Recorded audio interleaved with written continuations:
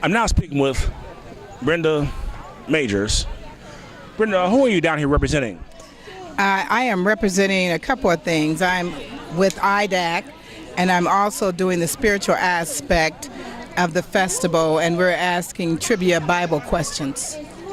Okay, with the IDAAC, what exactly is that?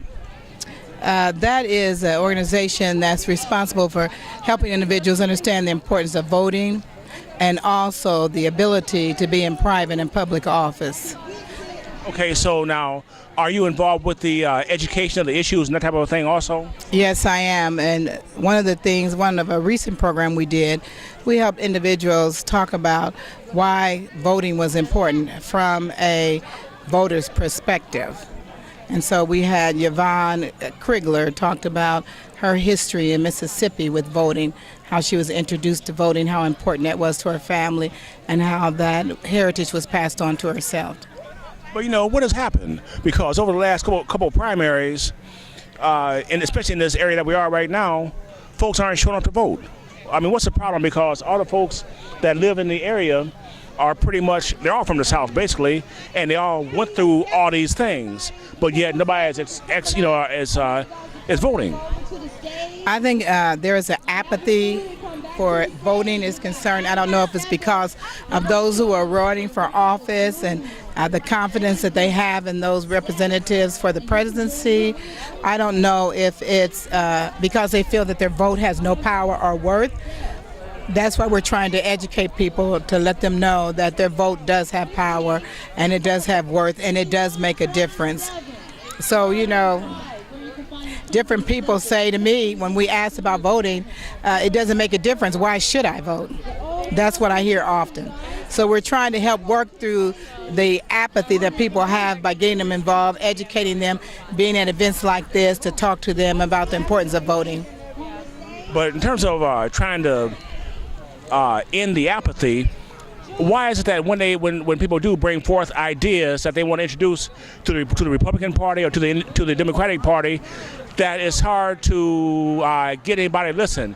Case in point, this year here, 2016, is the bicentennial of Indiana history. Right. And we know for a fact that our next governor will be giving an Indiana bicentennial address. And one of the things that a group of us here in Fort Wayne want to have articulated on is the fact that how can we have inclusion, right, today, without talking about the exclusion of blacks and Indians from Indiana? How do we get that point across to people in the Democratic Party so that Mr. Gregg hears this and will want to address our concerns? One of the ways that I get in touch with the representatives of our state of Indiana, whether it's governor, senator, representative, they always have an advocate in their office. So I call the advocate and tell them what the issue is. They in turn contact that representative and let them know what the issue is, and they act very quickly. So a lot of times people don't use the advocates that are in their offices. I've resolved a lot of problems by using that advocate and say this is what's going on in our community.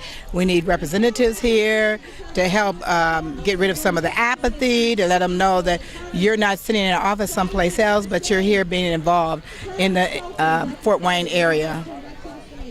Now again, this is Brenda Majors, and she's going to be very crucial to the movement that you all have started in terms of having the political leaders address some concerns out of Fort Wayne, because, you know, during the bicentennial here, people are forgetting that Fort Wayne was in business well before Indiana became a state. What is the main benefit to having so many people coming together down here? What do you see besides just partying? What else does this show the black community? And it's something that I know Linda said Johanna Ice Goes was a mentor for her. And Johanna Ice Gold started the Harambe Festival, the coming together, bringing the community together to educate them on what issues are in our community and how you can be an activist, that you can be in public and private office, that you can make some decisions, you can help make some changes by your involvement. Thank you very much. You're welcome.